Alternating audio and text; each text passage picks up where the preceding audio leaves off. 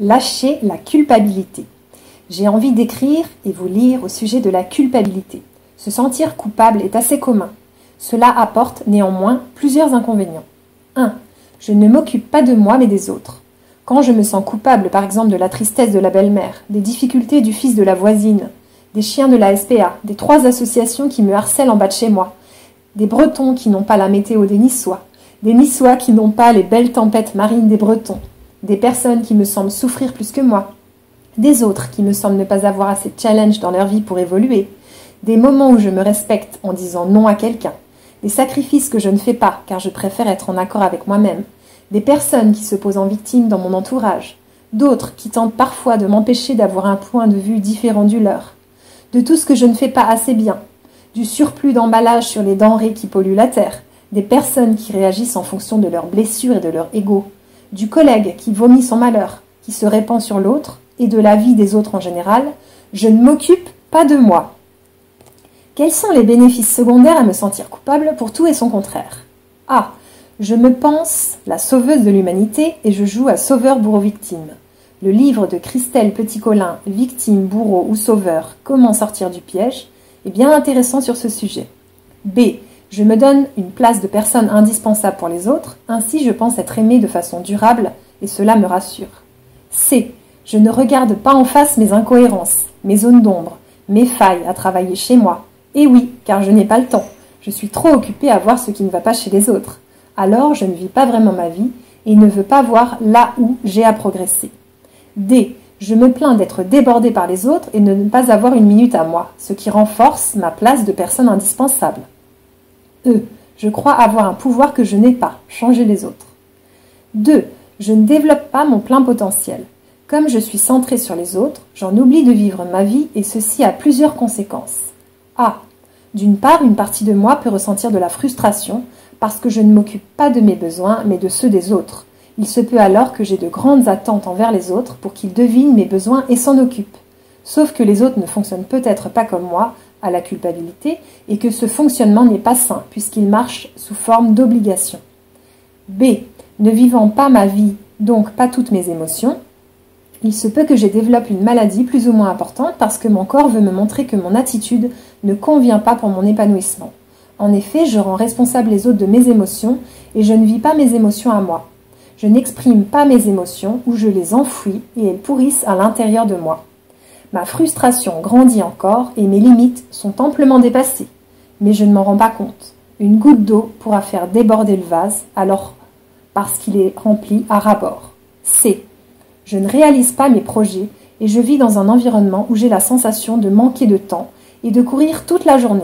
Je projette alors parfois mes manques sur les autres, soit en voulant qu'ils fassent des choses que je n'ai pas pu faire, études, choix de vie, etc., soit en voyant chez l'autre les limites que j'ai, mais que je ne veux pas voir chez moi, soit d'une autre manière. J'oublie que le miroir de l'autre vient me parler de moi et de ce que je n'accueille pas en moi. D. Me sentir coupable affaiblit ma capacité à agir.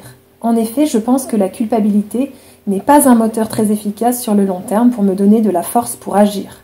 C'est une énergie lourde et elle amoindrit des intentions belles que je pourrais avoir. Agir d'abord par culpabilité et non d'abord par gentillesse ne donnera pas les mêmes résultats. Aussi, je peux me questionner sur mes intentions profondes pour savoir quel est l'élan qui me pousse à agir. Je mords facilement aux appâts des personnes qui essaient de me faire sentir coupable et ils profitent de cela pour m'utiliser. Cela ne me rend pas service car je ne me respecte pas. Eux ne me respectant pas non plus. Si je ne me positionne pas, je les laisse dans leur rôle de profiteur et cela ne leur donne pas la chance d'évoluer. 3. J'apporte une aide qui ne m'est pas demandée. Parfois, lorsque nous agissons par culpabilité, nous en arrivons à aider ou à rendre dépendants des gens de nous alors qu'ils ne nous ont rien demandé. Ceci ne les aide pas à prendre la responsabilité de leur vie. Je développerai la notion de responsabilité dans un prochain article. Quand nous aidons une personne qui ne nous a rien demandé, il se peut qu'elle réagisse à un moment de façon agressive parce qu'elle se sent dépossédée de sa vie et nous ne comprenons pas, vu tous les efforts que nous faisons pour elle. De plus, comme nous avons choisi pour elle, après, elle peut de nouveau nous faire sentir coupables parce qu'elle estime que c'est de notre faute si ça n'a pas marché comme elle voulait. Aider demande une demande claire de la personne qui veut être aidée. à la personne qui aide et un accord des deux. Sans cela, l'aide peut tourner à l'assistanat, à la manipulation, au flicage, à la prise de pouvoir et en résumé à la diminution de la liberté de l'autre et de la mienne d'ailleurs. Dans le cadre d'un lieu où des personnes ont une perte de capacité, ceci est différent, mais dans un cadre plus commun, chacun est libre. Afin de s'apercevoir si on en fait trop, il suffit de regarder les réactions des autres, qui nous indiqueront que nous empiétons sur leur liberté. Même une personne très malade psychiquement peut nous dire stop quand nous allons trop loin dans une relation avec elle. Dans tous les cas, la mesure et le dosage sont à trouver et à remettre en cause à tout moment afin de danser sa vie au milieu des autres danseurs sans se marcher sur les pieds. L'humain a besoin d'espace et il peut être judicieux de prendre du temps pour se recentrer et sentir où nous en sommes, nous, dans notre vie, nos choix, nos besoins, nos envies, nos projets et nos émotions. En résumé, je lâche la culpabilité et je ne mords pas aux appâts culpabilisants. Je me centre sur ma vie et je nourris mon bonheur, ce qui est inspirant pour les autres. J'apporte de l'aide si une personne me l'a demandé, si je le souhaite et si j'en suis capable. Je cultive la joie et j'analyse mes intentions avant d'agir. Je dis de vrais oui et de vrais non. Je prends soin de mes besoins et je traverse mes émotions. Astuce. Je me répète la phrase « Ce qui est à moi est à moi, ce qui est à toi est à toi ». J'intègre que je ne suis pas le sauveur, la sauveuse de l'humanité.